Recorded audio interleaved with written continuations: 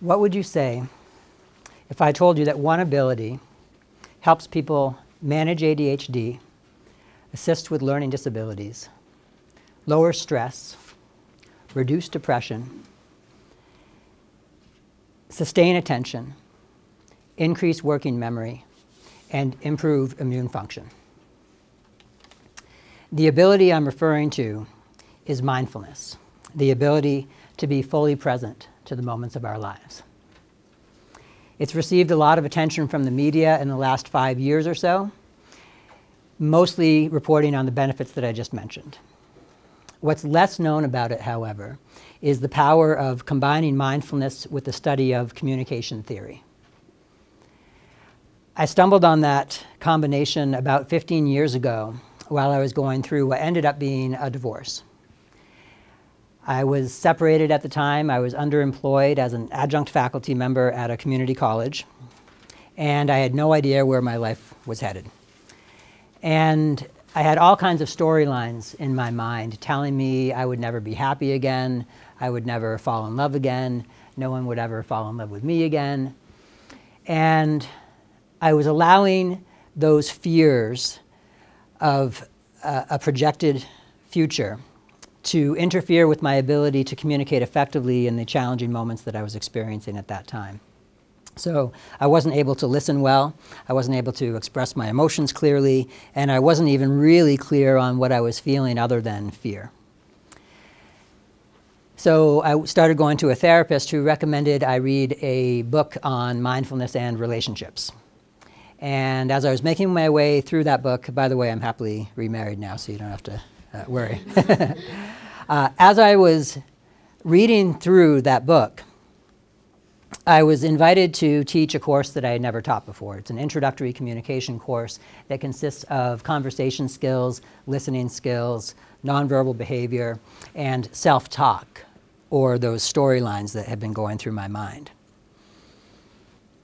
And an amazing thing happened, a completely unexpected thing happened when I was getting better at being fully present to the moments of my life, when I was allowing them to unfold and reveal themselves to me rather than me imposing things on them. Some of the things that I started to notice in those moments were the very communication concepts that I was teaching.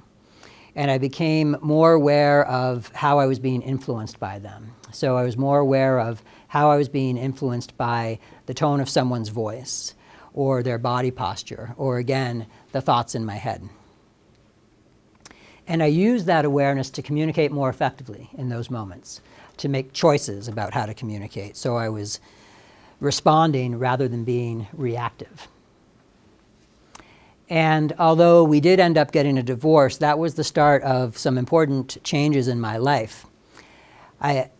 As I allowed myself to experience the unpleasant things that I had been going through, the pleasant things also intensified.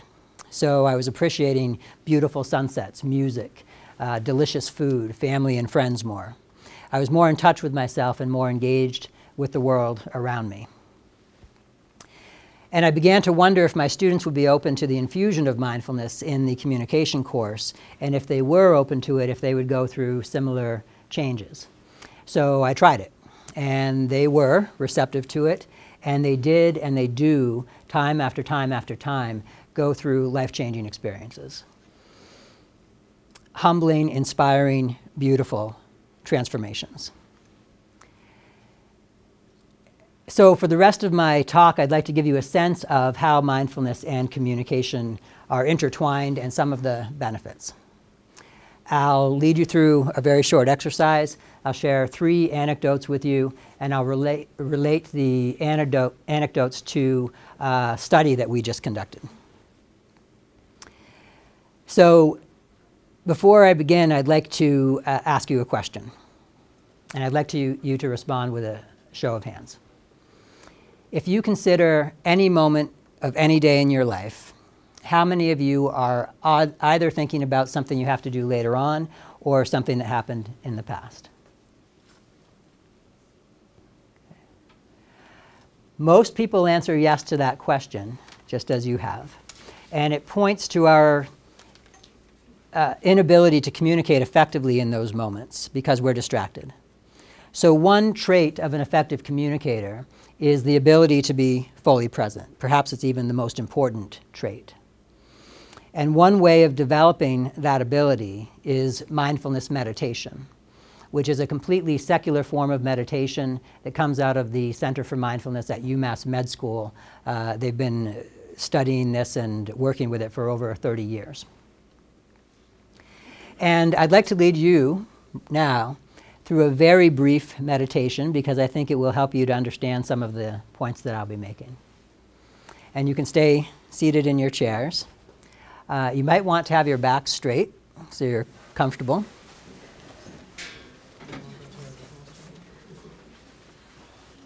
And maybe your feet flat on the floor or the balls of your feet flat on the floor, whatever feels right for you. And closing your eyes if you're comfortable with that.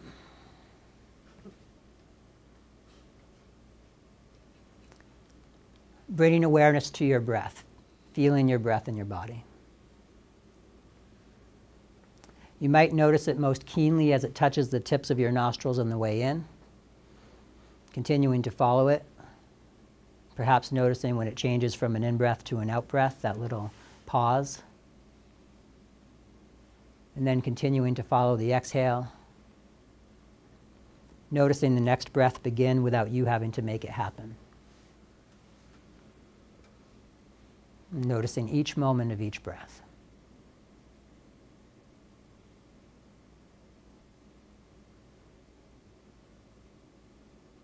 There may be times when you notice that you're thinking about something else and the breath is no longer the focus of your attention.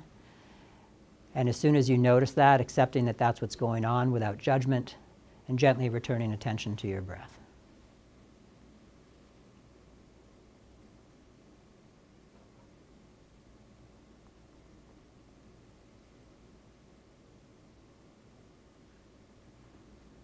And when you're ready, going ahead and ending the meditation by opening your eyes.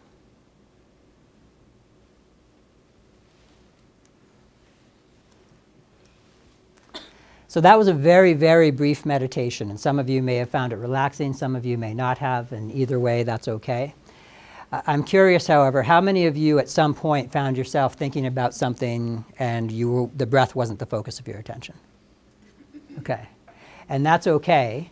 In fact, it's actually good for our purposes because those thoughts you are having are examples of your self-talk, which affects us on an unconscious level often and affects the way we behave.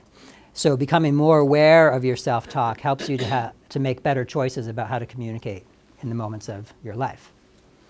When I invited you to close your eyes, some of you may have thought, if I close my eyes, what are people going to think? And so maybe you didn't close your eyes. And again, that's okay, but it shows the relationship between our self-talk and our behavior. Some of you may have had the thought, I can't believe this guy is making us meditate during a TED Talk. This is absurd. But maybe you let go of that judgment and allowed yourself to experience the meditation.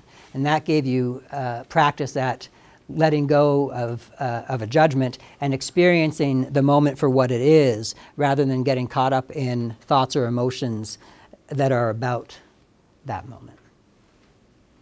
So mindfulness meditation gives us practice at skills that help us to communicate more effectively. We get better at noticing when we're distracted.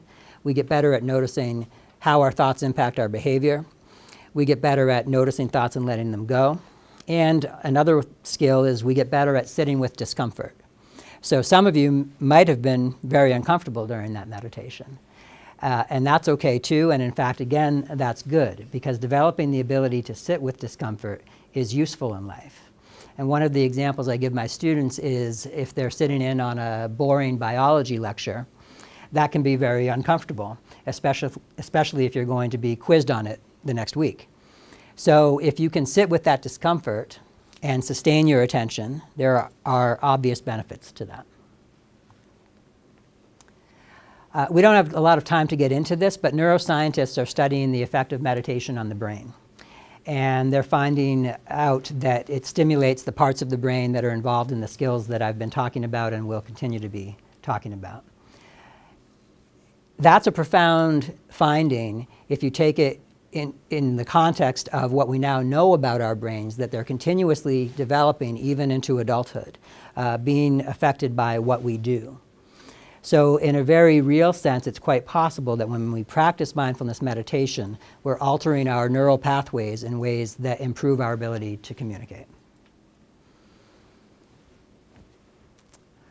So the first scenario I'll share with you today is about a student who had spent many years as the member of a gang. And he had gotten away from that. He was in college and he was working for an organization that worked with troubled teens.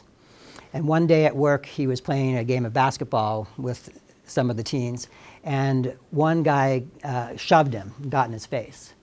And all of the years of being in a gang flooded the student's body with the impulse to pummel the kid, to fight back. But he noticed that impulse. He reappraised the situation, and he decided on a different course of action.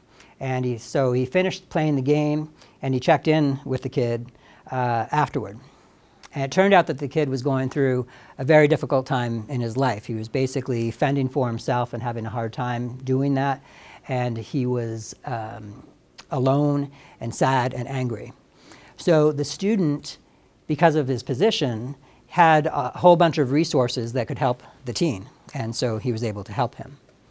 And the student credited the course with his ability to notice the impulse to fight and reappraise the situation. And according to the study that we recently conducted, which was a controlled study, he's right, and that the course probably did help him with that, and he's not the only one. Because the mindfulness group increased in positive reappraisal of stressful situations more so than the control group. And the reappraisal was characterized by an ability to assess the seriousness of the situation, identify potential positive outcomes, and a potential plan of action that could lead toward positive results.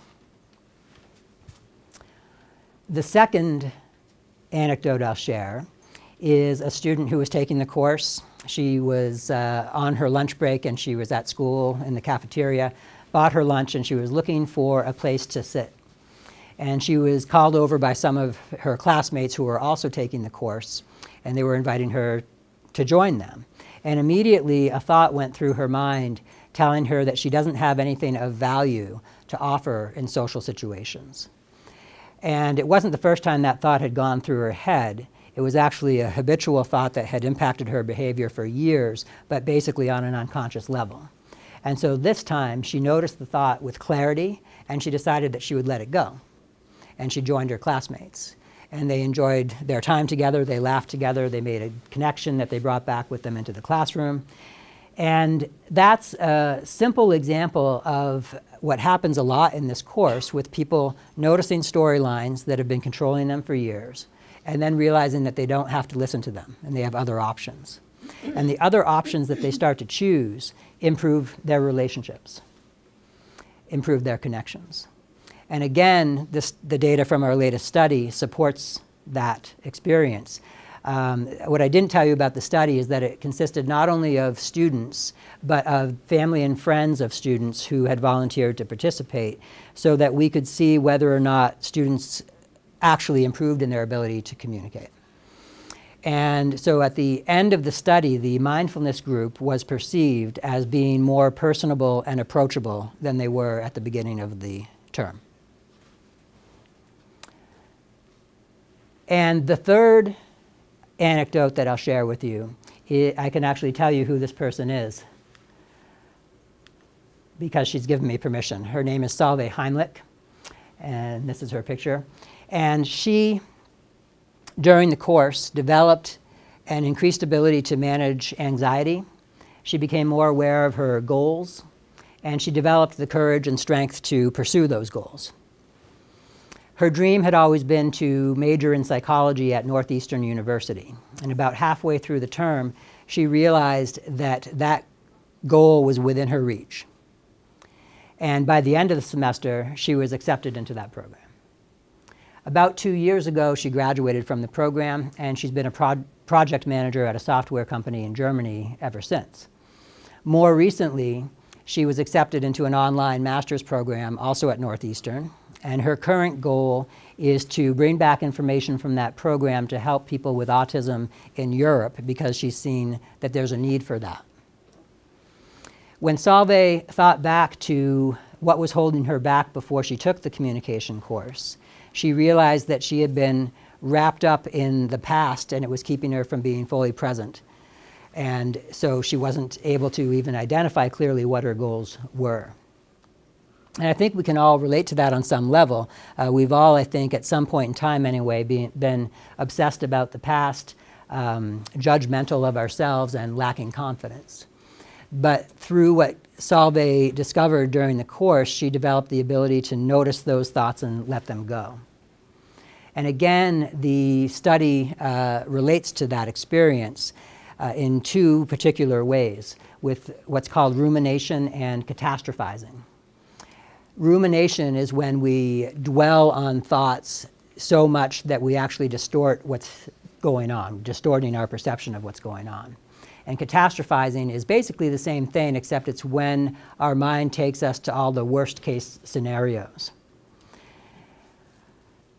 The mindfulness group decreased in how much they ruminated or catastrophized, and the control group actually increased. The mindfulness also became less judgmental of themselves and others. So what these anecdotes have in common, what these people have in common, is that through the study of mindful communication, they noticed storylines that had been controlling their lives and realized they didn't have to listen to them anymore. They noticed unproductive habitual patterns of behavior and were able to modify them. They got better at noticing their impulse to be reactive and reappraise the situation. And students like Solveig discover what they're good at, what they love, what their potential is. And when we are lucky enough to discover that, we put everything we've got into it. Not because of personal gain, but because we've realized we have something unique and of value to contribute to the world. So in short, the study of mindful communication makes people happier and healthier human beings. Thank you.